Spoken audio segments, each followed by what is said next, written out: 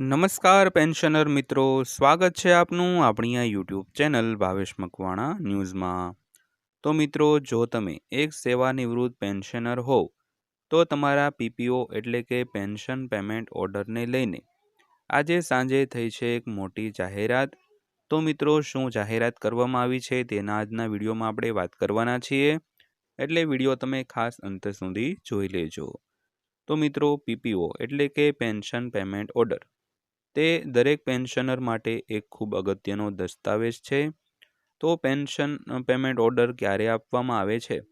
તો જ્યારે તમે નિવૃત્ત થયા હો ત્યારે તમારું પેન્શન શરૂ કરવા માટે સરકાર તરફથી એક પેન્શન પેમેન્ટ ઓર્ડર આપવામાં આવે છે અને તેમાં તમારું પેન્શન કેટલું નક્કી કરવામાં આવે છે અને કઈ તારીખથી નક્કી કરવામાં આવે છે, પેન્શન કોમ્યુટેશનની રકમ કેટલી કપાત થશે તેની સંપૂર્ણ વિગત આ પીપીઓમાં લખેલી હોય છે અને તમારી જન્મ તારીખને આ બધા જે વિગતો હોય તે આ પીપીઓમાં લખેલી હોય છે। તો આ એક અગત્યનો દસ્તાવેજ હોવાથી તેની હાર્ડ કોપી કોઈ પણ રીતે ખોવાઈ જવી અથવા તો ખરાબ થઈ જવી તે આ બધી ચિંતાઓ હતી અને તેને કારણે જે હાર્ડ કોપી આપવામાં આવતી હોય નિવૃત્તિ સમયે, હાર્ડ કોપી એટલે કે કાગળ ઉપર જે દસ્તાવેજ આપવામાં આવતો હોય તો તેને હવે સરકારે થોડો ફેરફાર કરીને એક સોફ્ટ કોપી પણ આપવાનું નક્કી કરેલું છે। તો આ પીપીઓની સોફ્ટ કોપી આપીને એક પીડીએફ બનાવીને તમને આપવામાં આવતી હોય છે। તમે ગમે ત્યારે તેને ડાઉનલોડ કરી શકો અને તેનો ઉપયોગ કરી શકો। તો પેન્શન પોર્ટલ ઉપર પણ આ પીપીઓ છે તે ઉપલબ્ધ કરવામાં આવેલો હોય છે અને ત્યાંથી તમે ગમે ત્યારે છે તે તમારો પીપીઓ નંબર નાખીને નવો પીપીઓ છે તે ડાઉનલોડ કરી શકો છો। તો સરકારે આ બાબતે ખૂબ સરસ મજાની જાહેરાત કરી છે। તો અન્ય પણ થોડીક આપણે પીપીઓને લગતી વાત કરવાના છીએ, એટલે વિડીયો તમે ખાસ અંત સુધી જોઈ લો એવી અમે દિલથી નમ્ર વિનંતી કરીએ છીએ। તો સેન્ટ્રલાઇઝ પેન્શન પેમેન્ટ સિસ્ટમ ભારતમાં મોટો ફેરફાર લાવી છે। તો આ સિસ્ટમ રાષ્ટ્રીય સ્તરે પેન્શન ચૂકવણીની સુવિધા પૂરી પાડે છે।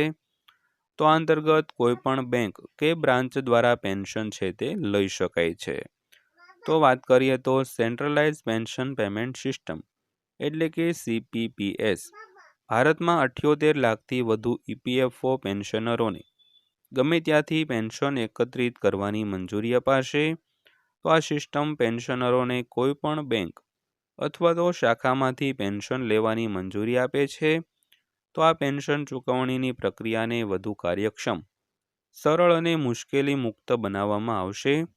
તો 1 જાન્યુઆરી 2025થી અમલી આ સિસ્ટમ હેઠળ હવે પીપીઓ ટ્રાન્સફરની જરૂર રહેશે નહીં મિત્રો।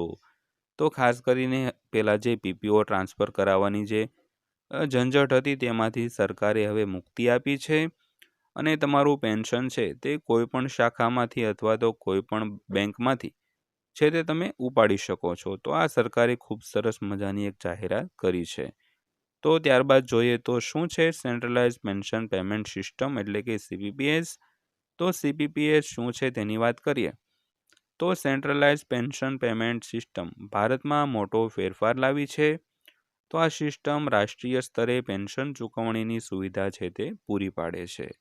આ અંતર્ગત કોઈ પણ બેંક કે બ્રાન્ચ દ્વારા પેન્શન છે તે લઈ શકાય છે।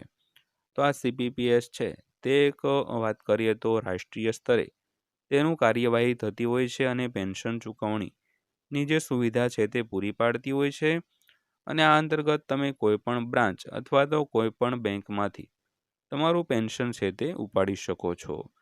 તો કયા ઈપીએસ પેન્શન ધારકોને મળશે ફાયદો તેની વાત કરીએ તો આ સુવિધાથી 78 લાખથી વધુ ઈપીએફઓ ઈપીએસ પેન્શનરોને ફાયદો થશે। તો નવીનતમ આઈટી અને નાણાકીય તકનીકીનો ઉપયોગ કરીને પ્રક્રિયા પેન્શનરોને વધુ કાર્યક્ષમ, સરળ અને વપરાશકર્તાને મૈત્રીપૂર્ણ અનુભવ પ્રદાન કરશે। તો ખાસ કરીને તે નિવૃત્ત લોકો માટે કે જેઓ નિવૃત્તિ પછી તેમના ઘરે ટ્રાન્સફર થાય છે અને આ પ્રક્રિયા ઘણી રાહત આપનારી સાબિત થઈ શકે છે। તો ત્યારબાદ વાત કરીએ તો ક્યારથી લાગુ થશે આ નવો નિયમ? તો આ નવી સુવિધા છે તે 1 જાન્યુઆરી 2025થી ઈપીએફઓની સેન્ટ્રલાઇઝ આઈટી સક્ષમ સિસ્ટમ હેઠળ છે તે લાગુ કરવામાં આવી છે મિત્રો। તો હવે પીપીઓ ટ્રાન્સફર કરવાની પણ કોઈ ઝંઝટ નથી તો જો પેન્શનરો બેંક અથવા તો શાખાઓ ટ્રાન્સફર કરે અથવા તો બદલી નાખે તો પણ CPPS કોઈ પણ વિલંબ અથવા તો મુશ્કેલી વિના પેન્શનનું વિતરણ કરશે. આ માટે પેન્શન પેમેન્ટ ઓર્ડરને એક ઓફિસથી બીજી ઓફિસમાં ટ્રાન્સફર કરવાની પણ જરૂર છે તે નથી મિત્રો. તો વાત કરીએ તો કર્મચારીઓ અને એમ્પ્લોયર બંને એમ્પ્લોઈઝ પેન્શન સ્કીમ એટલે કે EPSમાં યોગદાન આપે છે. તો કર્મચારીઓ તેમના મૂળ પગાર, મોંઘવારી ભથ્થા અને જાળવી રાખવાના ભથ્થાના 12% EPFમાં યોગદાન છે તે આપતી હોય છે. તો ખાસ કરીને એમ્પ્લોયરો પણ પગારના 12% ફાળો આપે છે, જેમાંથી 8.33% EPS અને 3.67% EPFમાં જાય છે.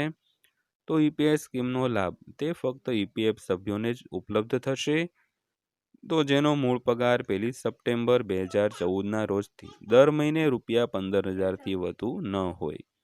તો CPPS પેન્શનરોને પેન્શન લેવામાં રાહત આપશે અને ટ્રાન્સફરની ઝંઝટ છે તે પણ દૂર થશે મિત્રો.